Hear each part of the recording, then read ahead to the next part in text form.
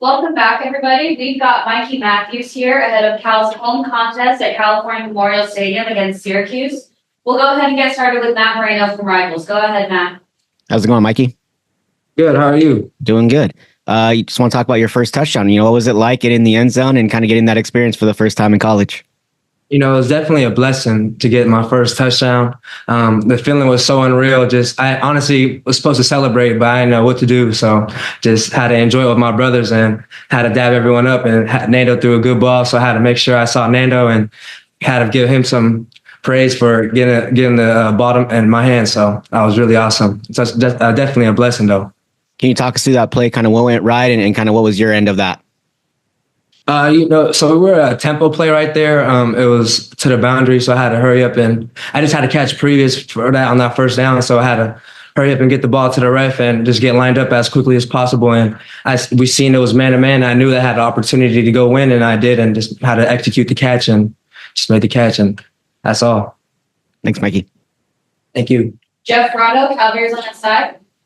Hey, Mikey, talk a little bit, if you would, about just sort of the development of the offense as a whole. You guys had 11 different guys catch the ball on Friday at Wake, and do you see it starting to become what you hoped it would be? Yeah, for sure.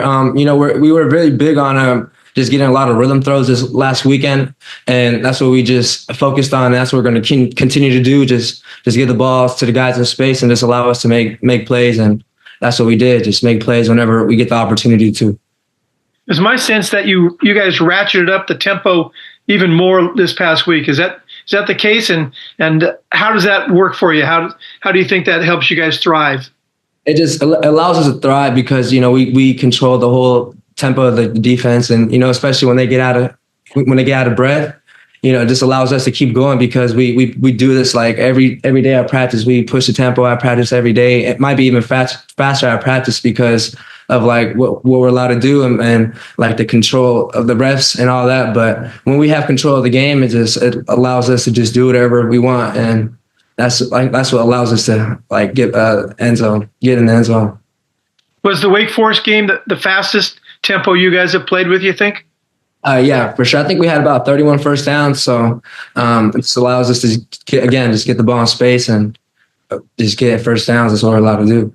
I think you had 87 offensive snaps. What would be a good goal? Is 100 possible? Yeah, 100 for sure is possible. Very doable. We just got to keep going down the field and putting up plays. Thank you. We'll go back to Matt. This was your most productive game of the season. Was there anything that Wake Forest was doing, or was there anything maybe different in the game plan for you that kind of helped you have some more success? I don't think so. Just staying on course and just trusting the coaches. Coaches putting us in the right situation, and again, just whenever I had the opportunity to, I just made the most out of every situation. Looking back at the offseason and training camp, it felt like as much as anyone, you'd probably benefit from having guys like Keon and Tobias out there on the outside, freeing some things up for you inside. Was it just a coincidence that those guys being back kind of led to you having a big game, or how much did those guys help you? Yeah, I think it was for sure just a coincidence. Like all of our guys we be all balling out on the outside, all my guys. So I think we all play well together, and we all just worked off each other, and just we all know what we all like can do well, and we all know what we can do. So again, it's just the coaches getting us in the right spots and then putting us in the right situation to go execute what we're supposed to do. You've played now, I think 9 games here at Cal. Going through that adjustment, switching schools, all that kind of stuff, getting used to a new environment. What's the adjustment been like now that you're kind of heading down the home stretch of your first season at Cal? I would say just like honestly, just the weather, like just nice having the sunshine out. And right now, my boys back at Utah, they're getting snowed on right now. So honestly, just being able to stay warm and have nice hot hands, just be able to catch the rock. That's very helps a lot too. I know you guys got Syracuse coming up here this week, but you got a rivalry game coming up here soon. Utah just had their rivalry game. What are you looking forward to about, kind of getting into that environment eventually here in a couple weeks? It'll be my first real college rivalry game. So I'm excited for that. Just see the atmosphere on that. And again, I know how deep the blood goes. So I'm just excited to feel that and see how the fans turn out and ready to beat Stanford next week for sure. Obviously Syracuse this week. What are some things that you're seeing from their defense on film so far?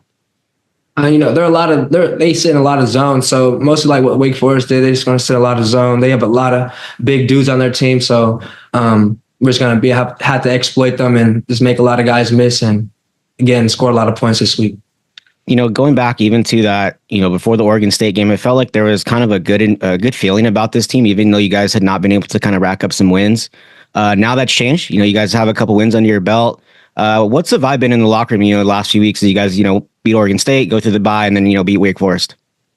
Yeah, even the vibes like the last few weeks have been up. Even when we did have those losses, like a lot of those losses didn't feel like losses. So a lot of the guys are always staying positive. We're really bought into the program, playing really hard for the seniors that, it's this last year for them. So we're all just really just bought in together. Just, when we go through that fall camp, you all bond as a team and you really figure out who everyone is. Just everyone's, again, just bought into the program. So we're all just excited to be here, and we're just more grateful for more opportunities to play football together. You mentioned Fernando on your touchdown catch, and obviously he's been playing very, very well. It feels like each week he's kind of outdoing himself. What kind of progression have you seen from him? I know it's your first season with him, but what kind of progression have you seen from him just over the course of this year? He's definitely stepped up just to be more of as a leader, a vocal leader. Again, he's making sure everyone's at meetings. He even like comes into our receiver meetings that we have later in the day, and he takes charge of just that, even it's just like him in there.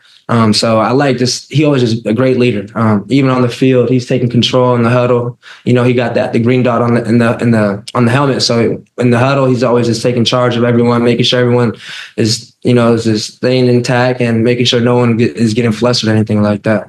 I know going back even to last year, he's always told us like, I can run. I'm not somebody just gonna be like immobile in the pocket. What have you thought about his running ability, especially this last game?